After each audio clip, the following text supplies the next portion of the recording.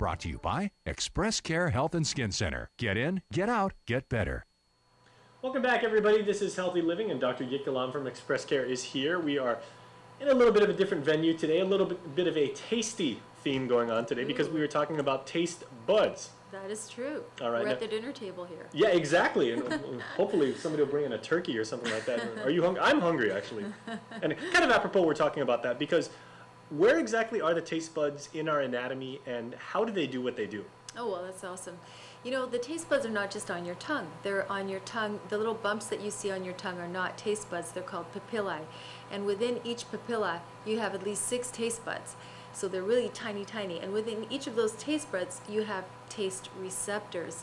And there are, of course, 5 different types of taste, maybe 6 if you consider protein or umami as a sixth taste. But the taste buds then are located on the tongue, on the back of the mouth, and the surface of the roof of the mouth. Oh, okay. And what are those 5 types of taste? So, well, we have sweet, salty, sour, bitter, and then the 5th one would be the spicy? Yeah, spice. Well, no, spicy is actually different. Spicy is actually a different experience altogether. It's modified. It's brought to the brain through a completely different nerve. That is actually the trigeminal nerve. It's a sensation of pain that's being transmitted. Pain, heat. But that's a good kind of pain, almost like in a... Well, it depends what you're eating. Yeah, I mean, like if you're going for like those ghost peppers or, or the habanero, that the pain can be very, very pronounced. But this is almost like a pain that we like enjoy almost. Yes. Kind of like people like it. Yeah. Yeah. Okay. Almost like a masochistic version of it, but in a good way.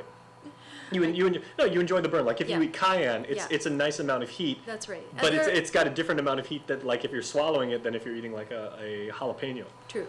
And there's also other flavors that are taken through that trigeminal nerve, like mint. Also sort of like a cold or hot sensation, a different sensation than just taste. And that's actually important because taste and flavor are 2 different things, because flavor comes through your nose as well, through this sense of smell.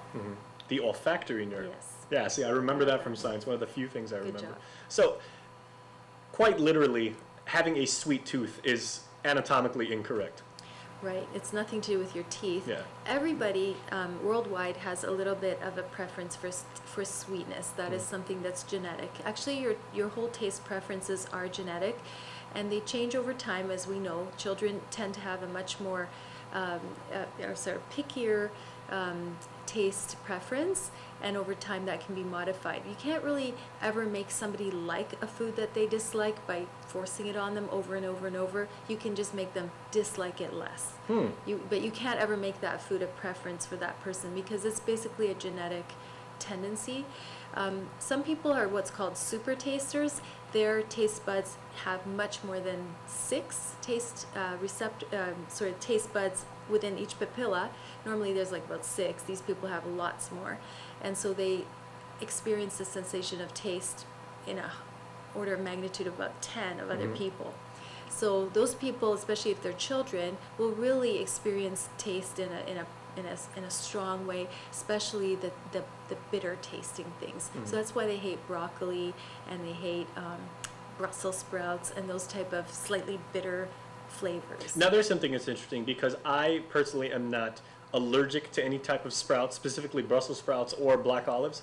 I just object to the taste. I don't break out in hives. I don't get a fever. I don't get sick to my stomach and everything like that. I just don't enjoy eating them. Does that mean some of my taste buds are deficient in a certain way? Or? No, it's just not deficient at all. You just have a higher sensitivity to a certain protein that's actually found within bitter foods, and that's genetically based. And it's interesting because you can actually have taste maps of the world where people in Europe, Europe and India tend to have the least or the least sensitive taste, and people in the rest of the world tend to have a much more stronger experience, especially of the bitterness, so they prefer to not taste those foods. Okay, thank you for bringing up the regional angle right there, because I was going to say, you've already noted there is a relationship between the nose and the taste buds, and a lot of people even say, like, especially like our friends in Asia, like the Japanese, we eat with our eyes. Really, really small portions, but less is more.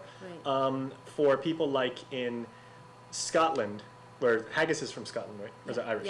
Yeah, Scottish. Scot- Haggis, a lot of people would agree, does not smell very well, Right. but it's a delicacy, and from what I understand, it tastes very, very well. Or if you're eating something like tripe, which is like the stomach of sheep. Right, or durian. You know, you can use that fruit, the fruit called durian that is in Asia, and Thailand and so on. It's a very foul-smelling fruit. In fact, some hotels won't even let you bring it in. So how can we get past that? Like, you know, if our noses are objecting to the smell, and which signal to our brain, but we still know it tastes good. Yeah, well, there you go. Yeah, how does our body allow us to get past that? Well, the reason we experience it, sort of a disgust or a bad feeling about food is because our body's trying to protect us from eating something rotten. Now, fruits, as they ripen, they become a little bit rotten, and a fruit like durian will become very, very stinky. So we'll overcome that, and we'll go for the taste preference instead, which is sweetness with that fruit. Okay, and then how much, real quick before we go to commercial break, how much can your taste buds maybe overwhelm and like over-tempt what your eyes and your nose are telling your brain, this is not good? You know, we overcome it all the time with kids and bitter medicine, right? That's why children really hate swallowing bitter medicine, because they're more sensitive to it anyway. So we overcome that by flavoring it with sweetness. So when you have your child, and your child needs to take some kind of amoxicillin or antibiotic, you can ask the pharmacist to flavor that with chocolate syrup or some other sweet tasting chemical, banana flavor, whatever, so that your child can overcome the bitter taste. All right, stay tuned, everybody, because we have much more on this. We're going to go maybe get some Hershey's chocolate syrup or maybe some haggis, and we'll have a snack, hopefully, when we return.